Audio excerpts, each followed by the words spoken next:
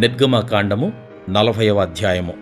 మరియు యెహోవా మోషేతో ఇట్లనెను, మొదటి నెలలో మొదటి దినమున నీవు ప్రత్యక్షపు గుడారపు మందిరమును నిలవబెట్టవలెను. అచ్చట నీవు సాక్ష్యపు మందసమును నిలిపి ఆ మందసమును అడ్డతెరతో కప్పవలెను. నీవు బల్లను లోపలికి తెచ్చి దానిమీద క్రమముగా ఉంచవలసిన వాటిని ఉంచి దీపవృక్షమును లోపలికి తెచ్చి దాని ప్రదీపములను వెలిగింపవలెను. సాక్ష్యపు మందసము నెదుట ధూమము వేయు బంగారు వేదికను ఉంచి మందిర ద్వారమునకు తెరను తగిలింపవలెను. ప్రత్యక్షపు గుడారపు మందిర ద్వారమునెదుట దహన బలిపీఠమును ఉంచవలెను. ప్రత్యక్షపు గుడారమునకును బలిపీఠమునకును మధ్యను గంగాళమును ఉంచి దానిలో నీళ్లు నింపవలెను.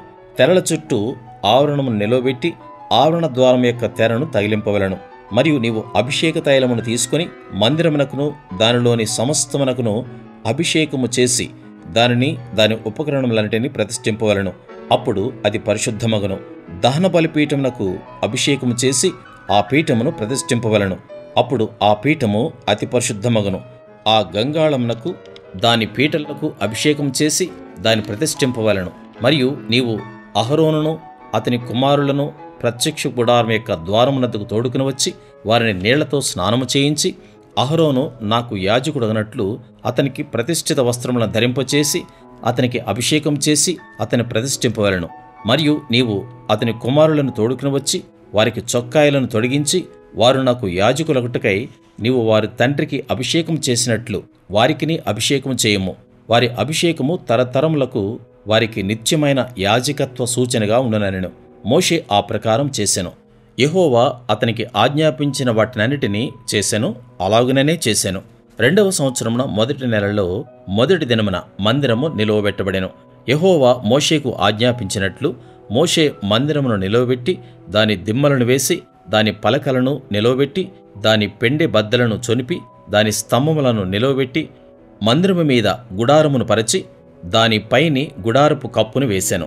మరియు యెహోవా మోషేకు ఆజ్ఞాపించినట్లు అతడు శాసనములను తీసుకుని మందసములో ఉంచి మందసమునకు మోతకర్రలను దూర్చి దానిమీద కరుణాపీఠం నుంచెను. మందిరంలోనికి మందసమును తెచ్చి కప్పు తెరను వేసి సాక్ష్యపు మందసమును కప్పెను. మరియు యెహోవా మోషేకు ఆజ్ఞాపించినట్లు అతడు ప్రత్యక్షపు గుడారములో మందిరం యొక్క ఉత్తర దిక్కున అడ్డతెరకు వెలుపల బల్లను ఉంచి యెహోవా సన్నిధిని దానిమీద రొట్టెలను క్రమముగా ఉంచెను. మరియు యెహోవా మోషేకు ఆజ్ఞాపించినట్లు అతడు ప్రత్యక్ష గుడారములో మందిరమునకు దక్షిణ దిక్కున బల్ల ఎదుట దీపవృక్షమును ఉంచి యెహోవా సన్నిధిని ప్రదీపములను వెలిగించెను. మరియు యెహోవా మోషేకు ఆజ్ఞాపించినట్లు అతడు ప్రత్యక్షపు గుడారంలో అడ్డతెర ఎదుట బంగారు ధూప వేదికను ఉంచి దానిమీద పరిమళ ద్రవ్యములను ధూపము వేసెను. మరియు యెహోవా మోషేకు ఆజ్ఞాపించినట్లు అతడు మందిర ద్వారమునకు తెరను వేసెను. అతడు ప్రత్యక్షపు గుడారపు మందిరపు ద్వారమునొద్ద దహన బలిపీఠమును ఉంచి దానిమీద దహనబలి నర్పించి నైవేద్యమును సమర్పించెను.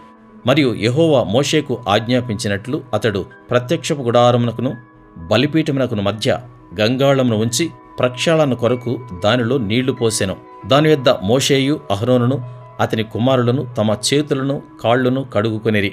వారు ప్రత్యక్షపు గుడారంలోనికి వెళ్ళినప్పుడును బలిపీఠమునకు సమీపించినప్పుడును కడుగుకొనిరి. మరియు అతడు మందిరమునకును బలిపీఠమునకును చుట్టూ ఆవరణమును ఏర్పరిచి ఆవరణ ద్వారపు తెరను వేసెను. అలాగున మోషే పని సంపూర్తి చేసెను. అప్పుడు మేఘము ప్రత్యక్షపు గుడారమును కమ్మగా యెహోవా తేజస్సు మందిరమును నింపెను. ఆ మేఘము మందిరము మీద నిలుచుట చేత మందిరము యెహోవా తేజస్సుతో నిండెను గనుక మోషే ప్రత్యక్ష గుడారములోనికి వెళ్ళలేకుండెను. మేఘము మందిరము మీద నుండి పైకి వెళ్ళినప్పుడెల్లను ఇశ్రాయేలీయులు ప్రయాణమైపోయిరి. ఇదే వారి ప్రయాణ పద్ధతి. ఆ మేఘము పైకి వెళ్ళనేడలా అది వెళ్ళు దినము వరకు వారు ప్రయాణము చేయకుండిరి.